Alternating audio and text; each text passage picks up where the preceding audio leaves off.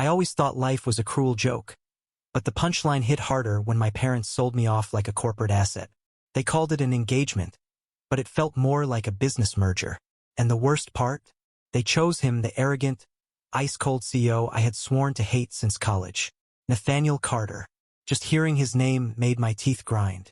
He was brilliant, wealthy, and disgustingly composed, the kind of man people either worshipped or despised. I fell firmly in the second camp. Back in college, he had humiliated me in front of an entire lecture hall with one sharp remark about my lack of ambition. I never forgot that smirk. To this day, I could still hear the echo of his words clawing at my pride. And now, they expected me to marry him. James? My father's voice had been so cold when he delivered the news. This is not about you. This is about family, reputation, survival. I wanted to scream. Instead, I laughed bitterly. So I'm just collateral?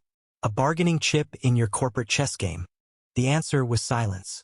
That night, I drank until the city lights blurred and wished the earth would swallow me whole. But fate has a twisted sense of humor. Because when Nathaniel showed up at the engagement dinner, standing tall in his perfect suit, with those unreadable steel blue eyes, he didn't look victorious. He looked tired, almost wounded, and for one insane second, I thought I saw something soft flicker in his gaze when it met mine. Something dangerously close to longing. The first weeks were war. Every shared dinner was a battlefield. Every glance was a duel. I mocked his formality. He endured my barbs with maddening calm. I thought he'd gloat, revel in my discomfort. Instead, he treated me with a strange, infuriating patience, as though he was waiting for something. One night, after yet another argument, I snapped. Why me, Nathaniel? You could have anyone. Why agree to this circus? For the first time, his composure cracked. He looked at me as though I had just slapped him. Because, he said quietly, it was never anyone else. The words hung in the air like smoke, choking me. I wanted to dismiss them, laugh them off, but my chest ached in ways I couldn't explain. As the days bled into nights, the edges of our hostility began to blur. I started noticing things small, infuriating, human things. The way he loosened his tie and rubbed the back of his neck when he was exhausted. The way he made sure I never walked on the street side of the sidewalk. The way his eyes softened when he thought I wasn't looking. Then came the storm. Literally. New York was swallowed by rain that night. The city howled with wind as we argued in his penthouse. Thunder drowning our voices until I finally broke, confessing my bitterness, my loneliness, my resentment of being treated like a pawn all my life. And Nathaniel?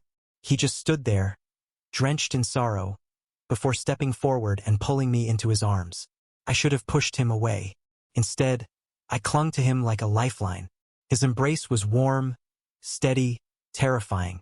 I've loved you since college, James, he whispered into my hair. Even when you hated me, I couldn't stop. I only mocked your ambition that day because I saw so much in you, and it terrified me how much I cared. I froze. The storm outside was nothing compared to the one inside me. For years, I had carried around my anger like armor, not realizing it was built on something far more fragile fear. Fear of being seen, of being wanted, of belonging to someone. And now, here he was, offering me everything I had sworn I didn't need. But love is never simple. The world around us did not soften. The media devoured our engagement like vultures, spinning stories about scandal and convenience. My parents tightened their grip, reminding me of duty, of appearances. And I didn't know where I stood anymore. Yet, in the quiet moments when Nathaniel brewed coffee just the way I liked it, when he left handwritten notes on my desk, when he pressed a kiss to my temple like it was the most natural thing in the world, I realized something terrifying. I was falling, not into hate, not into bitterness, but into him. The breaking point came at the gala. A reporter cornered me, spitting venom about how our engagement was nothing but a sham, a PR stunt. My old pride surged, and before I could stop myself, I blurted into the microphone. If this is a sham, then why does he look at me like I'm the only person in the room? The world gasped. Cameras flashed. Nathaniel's hand found mine, squeezing so tight it almost hurt. His eyes shimmered with something I had never seen before: hope. Later that night, on the rooftop overlooking the glittering city, I finally let go. I don't know when it happened, I whispered, trembling. But I can't imagine my life without you anymore. Nathaniel smiled.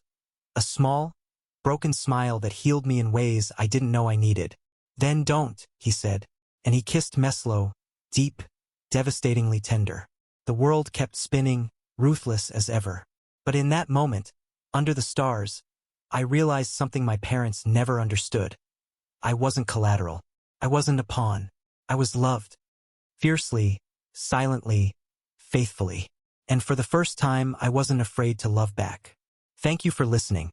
Don't forget to like and subscribe to stay updated with the latest videos.